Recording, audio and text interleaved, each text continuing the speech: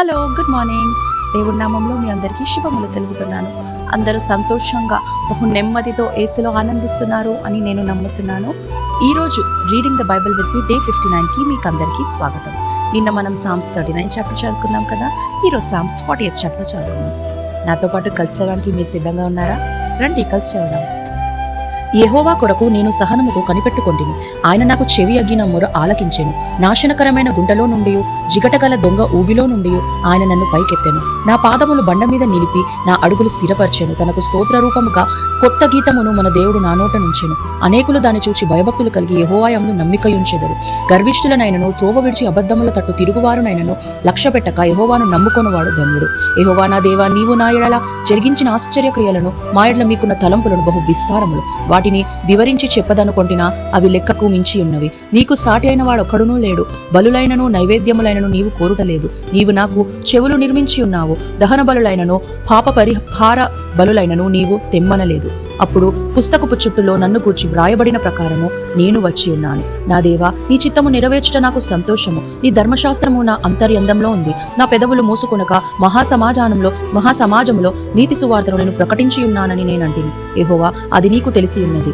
నీ నీతిని నా హృదయములో నుంచుకొని నేను ఊరుకుండలేదు. నీ సత్యమును, నీ రక్షణను నేను వెల్లడి చేసి ఉన్నాను. నీ కృపను, నీ సత్యమును మహాసమాజంలో తెలుపక నేను వాటిని మరుగ చేయలేదు. యెహోవా, నీవు నా వాత్సల్యమును నాకు దూరము చేయవు. నీ కృప సత్యములో ఎప్పుడునూ నన్ను కాపాడును గాక.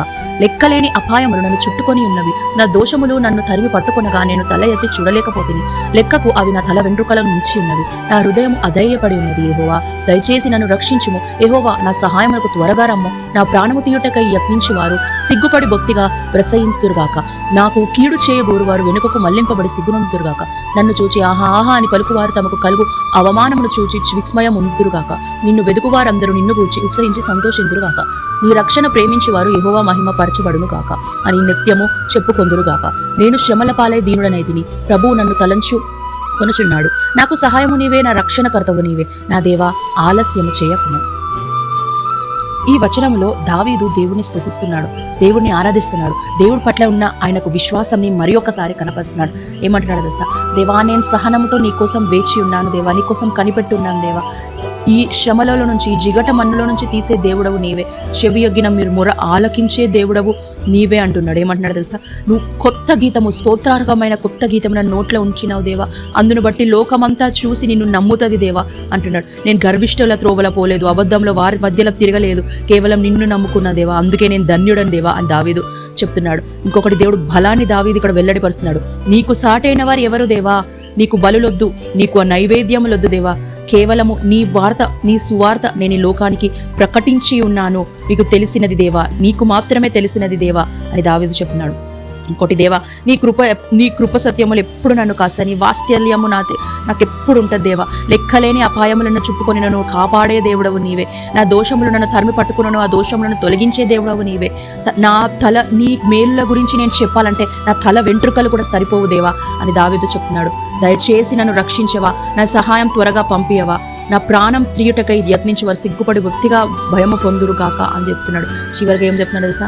నేను శ్రమల పాలై దీనుడైతే నీ ప్రభువా నన్ను తలంచుకొనుచున్నాడు. నాకు సహాయం నీవే, నా రక్షణకర్తవి నీవే. నా దేవా, ఆలస్యము చేయకును.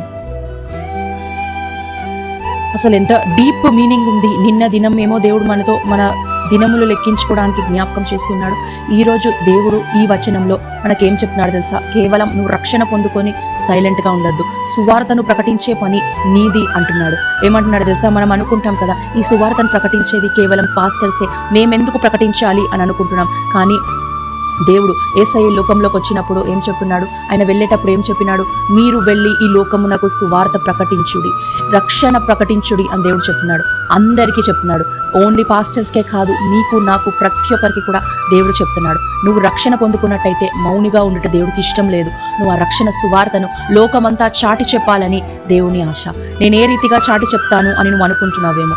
ఎన్నో రీతిలు ఉంటాయి. కొంతమంది వాక్యం ద్వారా చెప్తారు, కొంతమంది ఆరాధన జరిగించుట ద్వారా చెప్తారు, కొంతమంది నీతిగా ఉండట ద్వారా చెప్తాడు. కానీ అన్నిటికన్నా ముఖ్యమైన విషయము, నువ్వు నీ జీవితంను ఏ రీతిగా ఉంచుకున్నావు, నువ్వు నీ జీవితంని ఏ రీతిగా నువ్వు ప్రెజెంట్ చేస్తున్నావు లోకానికి. అది నీకు నీ మనసులో ఉన్నది ఒకటి, బయట ఉన్నది ఒకటైతే అది పాపం కిందకే దాన్ని అకౌంట్ చేస్తాడు దేవుడు. మన జీవితాలు ఏ రీతిగా ఉన్నాయి పరీక్షించుకోవడానికి దేవుడు ఈ సమయం మనకిచ్చినాడు. నువ్వు ఏ జిగట మనలో ఉన్నా కాపాడే దేవుడు ఆయననే. ఆయన మేలులు మనం ఈ రోజు లెక్కించడానికి కూర్చున్నామంటే మన దినములు సరిపోవు. మన జుట్టుపైన ఉన్న వెంట్రుకలు కౌంట్ చెయ్యనన్ని మేలులు దేవుడు నీ జీవితంలో, నా జీవితంలో చేశాడు. ఆ రక్షణ కార్యం చేసిన ఆ దేవుడు నీ జీవితంలో చేసిన రక్షణ కార్యం, నా జీవితంలో చేసిన రక్షణ కార్యం, కేవలం రక్షణ పొందుకొని నేను రక్షణ పొందిన ఆయన ఆనందిస్తావా, లేకపోతే ఈ రక్షణ సువార్తను లోకానికి ప్రకటిస్తావా? Decision is yours. ఒకసారి కళ్ళు మూసుకుందామా. స్తోత్రం పరిశుద్ధుడా, గొప్ప దేవ, మహోన్నతుడా, నీకే స్తోత్రం. ఈ దినం ఇచ్చినందుకు వందనాలు యేసయ్యా. అవునయ్యా, మమ్మల్ని నాయన కాపాడే దేవుడవు నీవే యేసయ్యా. నీ కార్యాలు లెక్కించడే యేసయ్యా నాయన, మాకు తగదు యేసయ్యా నాయన. అవునయ్యా, నీ సువార్తను ప్రకటించాలని ఆయన మరి ఒకసారి మాకు జ్ఞాపకం చేసిన అందును బట్టి నీకే స్తోత్రం, అందును బట్టి నీకే మహిమ, అందును బట్టి నీకే ఘనత తండ్రి నాయన. మా జీవితాల ద్వారా నాయన సువార్త ప్రకటించబడే కృపను యేసు రాజా మీరే అనుగ్రహించండి. దినం నీకు అప్పగించుకుంటూ యేసు నామములో ప్రార్థించి వేడుకుంటున్నాం. ఈ రీడింగ్ ద బైబిల్ విత్ మీ మీకు ఆశీర్వాదకరంగా ఉంటే లైక్ చేయండి, షేర్ చేయండి, సబ్స్క్రైబ్ చేయండి. తిరిగి రేపు ఉదయకాల సమయం కలుస్తున్నాం. అప్పటి వరకు రక్షణ పొందుకున్న మనము ఈ లోకానికి ఏ రీతిగా సువార్త చెప్పాలో జ్ఞాపకం చేసుకొని ఆలోచించుకొని మన జీవితాలని సరిదిద్దుకుందాం.